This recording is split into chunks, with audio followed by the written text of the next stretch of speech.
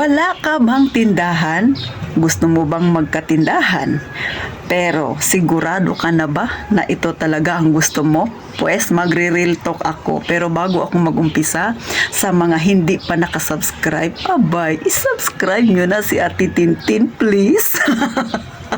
At syempre pa sa mga nanonood ngayon, i-like naman ninyo ang video na ito kung relate na relate ka sisi. At sa mga datihang subscriber ni Ate Tintin na patuloy na sumusuporta sa akin, thank you ng marami. Sana magtagal pa tayong magkasama. Huwag ka namang mag-unsubscribe sisi. At syempre pa, tayo nang chismisan. So magandang hapon mga kasari-sari dito sa amin sa lungsod ng Puerto Princesa. Makulimlim na naman ang kalangitan at ilang araw na panay ulan-ulan mga kasari, kaya yung mga may tindahan medyo matumal. Pero dahil dito sa amin nagsabay na naglaho ang kuryente at ang tubig kahapon, kaya tuloy siya titintin kahit papano nakakota naman ako. So ito na mga kasari ha.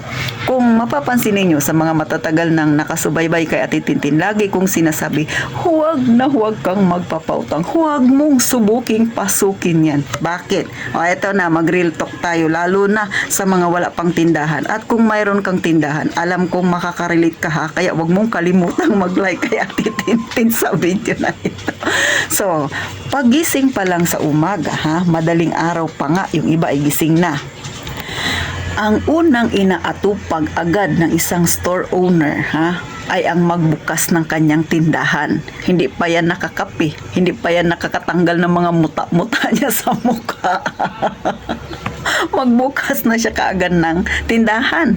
Di ba? O yung iba naman, kagaya sa akin, ay naliligo muna bago magbukas ng tindahan. Pero eto na, yung pinaka-exciting na part, yung kapag mamimili ka. Pagka namili ka, syempre, kung kayo ay katulad sa akin na walang kasama, magsasara ka ng tindahan. Syempre, pag namili ka, unang pinupuntahan yan, katulad ng akin, ay palengke. Hindi lang basta magpunta ka ng palengke doon, bumili ka ng paninda, bayaran mo, alis ka na. Hindi ganon. Pag pupunta ka ng palengke, iikutin mo talaga ang palengke. Paano kung ang palengke ninyo kaparehas dito sa amin, ubod ng dulas? Masa-masa. Bakit? Baka may magtanong dyan na mga walang tindahan, bakit atitin ka nag-iikot-ikot? Dahil naghahanap ako ng maganda at di kalidad na paninda. Gaya ng sibuyas, kamatis, bawang, paminta at kung ano-ano pa na mabibili mo lang sa palengke dahil medyo mura at pwede kang tumawad. Tama ba ako sisi na may tindahan? At hindi lang yan basta nag-ikot-ikot ka. Pagod na pagod ka. Bakit? Bit-bit dito, bit-bit dito. Karay-karay mo kung ano-anong mga plastic pa. Lalo na yung asin, ang bigat-bigat niyan mga kasari, tapos mantika, yung bote-bote, pagod na pagod kang magbit-bit niyan. Diba? Sino ang mga tinatamaan diyan? Nakagaya kay Ate Tintin ang ginagawa. Kaya nga ngiting-ngiti ako, tawang-tawa ako dahil nakikita ko yung sarili ko.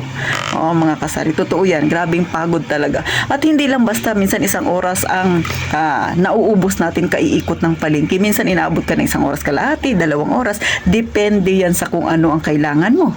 Lalo na kung mamimili ka ng itlog. Diba, silip-silip ka doon sa may ilaw para matingnan mo kung sira ba yung itlog, kung bugok na ba.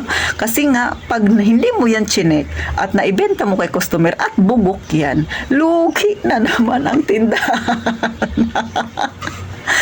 Sunod. Pagkatapos mong palengke, syempre pupunta ka na sa grocery store. Syempre doon mo kasi bibilhin yung mga dilata, noodles, sabon at kung ano-ano pa. Ngayon, hindi lang din yan basta magkuha ka doon ng cart, mag-ikot-ikot ka, tapos magbayad ka pagkatapos mong mamili. Hindi lang yan ganun sisi ang ginagawa ng mga may tindahan kagaya ko. Bakit? Ikutin mo talaga ang sulok-sulok niya dahil maghahanap ka ng promo.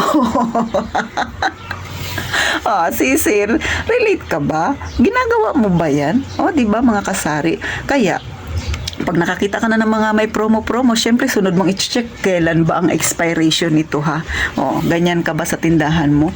Dahil talaga namang kailangan mong gawin yan para hindi naman masira ang iyong mga paninda. Kung sakaling malapit na expiration yan, hindi ka malugi.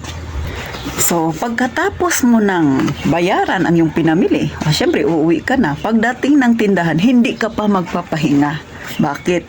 Syempre, magdo-double check ka pa sa paninda mo kung tugma ba kayo ni kahera. Magche-check ka pa ng presyo kung tumaas ba yan o hindi. Pagkatapos niyan, mag-uumpisa pa lang ang pagod mo. Bakit? Kasi habang nagdi-display ka, nagpupunas ka rin.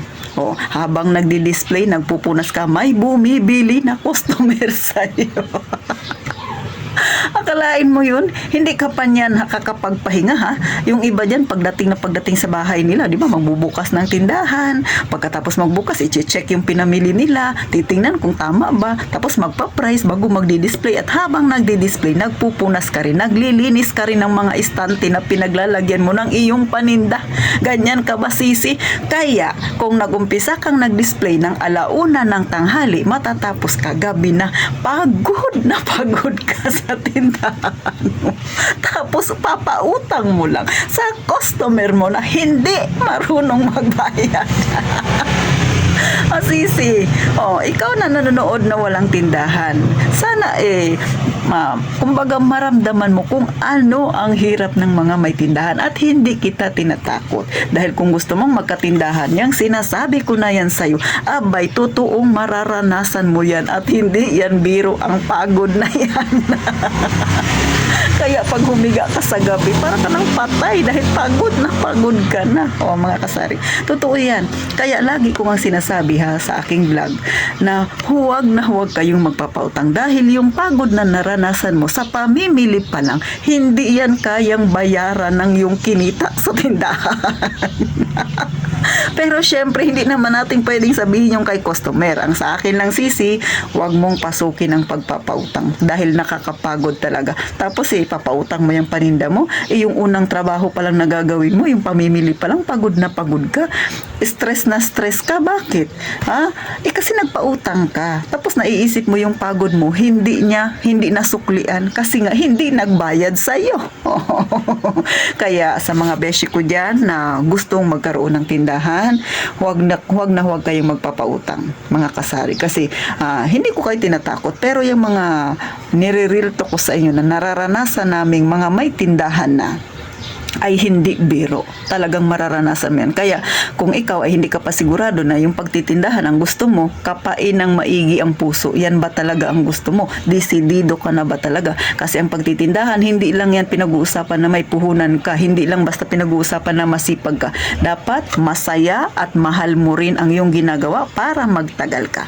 So hanggang dito na lang mga kasari. Sana kahit papano natuwa kayo kay Ate Tintin. Napangiti ko ba kayo dahil na-real talk ko na naman kayo sa pinag-aagawa natin at nararanasan natin sa ating tindahan. Gaya nga ng palagi kong sinasabi mga kasari, mag-iingat tayong palagi mga kasari.